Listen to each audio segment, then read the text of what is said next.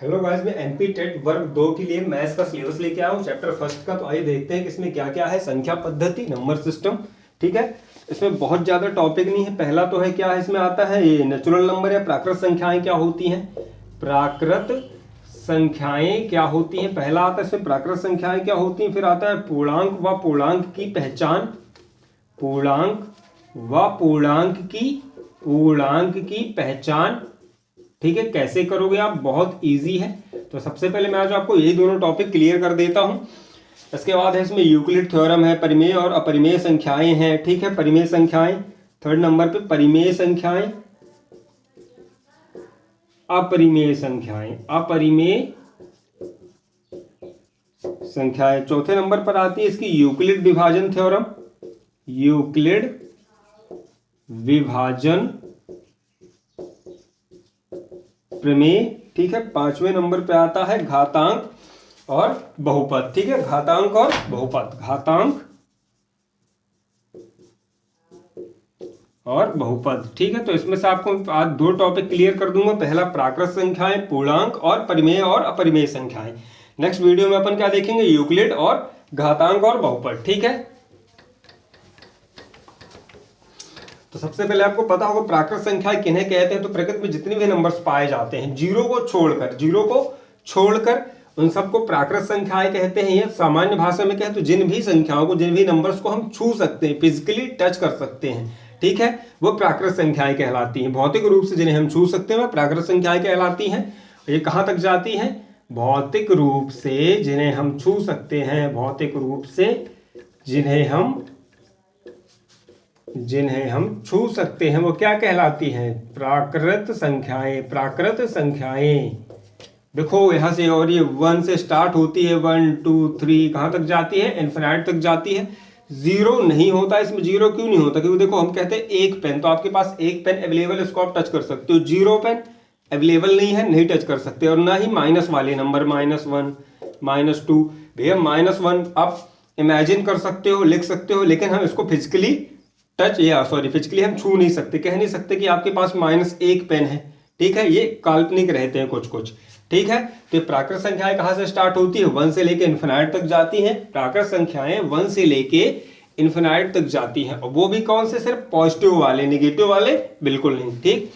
एक तो ये क्लियर हो गया आपका प्राकृत संख्या, ठीक है। दूसरे नंबर पे आते हैं पूर्णांक।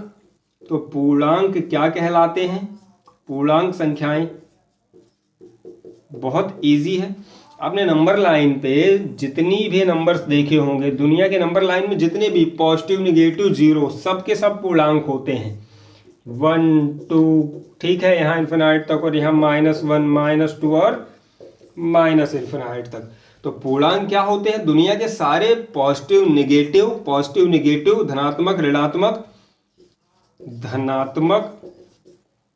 या ऋणात्मक सारी संख्याएं, जीरो सहित, शून्य सहित, है ना। पूर्णांक संख्याएं या पूर्णांक क्या कहलाती हैं, पॉजिटिव, सारे पॉजिटिव नंबर, सारे निगेटिव नंबर, जीरो सहित क्या कहलाते हैं, पूर्णांक कहलाते हैं, ठीक है। नंबर लाइन पे पाए जाने वाले सारे नंबर, संख्या रेखा पर पाए जाने वाले सारे नंबर क्या कहलाते हैं, पूर्णांक कहलाते हैं। चाहे वो पॉजिटिव हो, चाहे निगेटिव हो, चाहे जीरो हो। प्राकृत संख्याएं 1 2 3, ठीक है, इन्फिनाइट तक जाती है। अब इसमें है तो और भी बहुत सारे, रियल होते हैं, मिश्र संख्याएं होती, सम्मिश्र संख्याएं होती, काल्पनिक, लेकिन आपके सिलेबस में वो है नहीं, तो वो पढ़ने का कोई मतलब है नहीं है, ठीक है। तो प्राकृत संख्या क्लियर हो गई, पूर्णांक क्लियर हो गए। पूर्णांक कैसे पहचानोगे, तो जितने भी नंबर लाइन आपको संख्या रेखा याद रखनी होगी, 1 से लेके इन्फिनाइट तक, -1 से लेके माइनस इन्फिनाइट तक, और जीरो समेत, ठीक है। अब कई लोगों को डाउट आ जाता है कि -4/5, ये नहीं आएगा भैया, ये क्या है, ये सब परिमेय संख्याओं में आता है। अभी तीसरे नंबर पे एक्सप्लेन करने वालों में, ठीक है, लिख लीजिए। अब आते हैं परिमेय संख्याओं पे।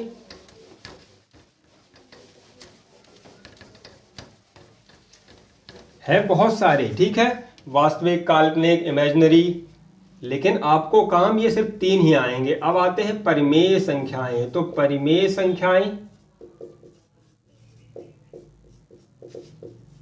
परिमेय संख्याएं क्या कहलाती हैं, जिसमें अंश का भाग हो, हर का भाग हो, which is not equal to 0, p/q is not equal to 0। ये नॉर्मल सामान्य परिभाषा होती है।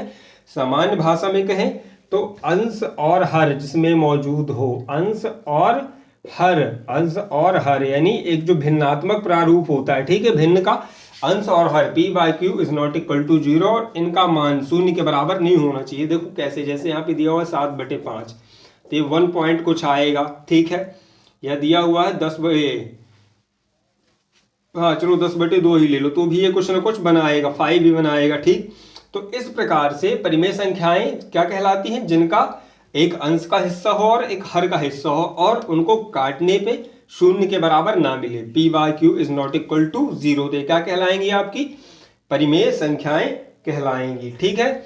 तो परिमेय संख्याओं को भी बता देता हूं। देखो संख्या रेखा पे ये नेगेटिव भी होती है और पॉजिटिव भी होती है। कौन कौन सी होती है परिमेय संख्या, इसमें देखो नेगेटिव भी जाएगी भैया, पॉजिटिव भी जाएगी, इस साइड भी जाएगी और इस साइड भी जाएगी, ठीक है। 0 को छोड़ के 0 नहीं होगा काउंट, इसमें सिर्फ इतना ही फर्क है। अगर आपको वीडियो पसंद आया और आप नेक्स्ट वीडियो में यूक्लिड प्रमेय देखना चाहते हो तो चैनल को लाइक शेयर और सब्सक्राइब करें। Thank you.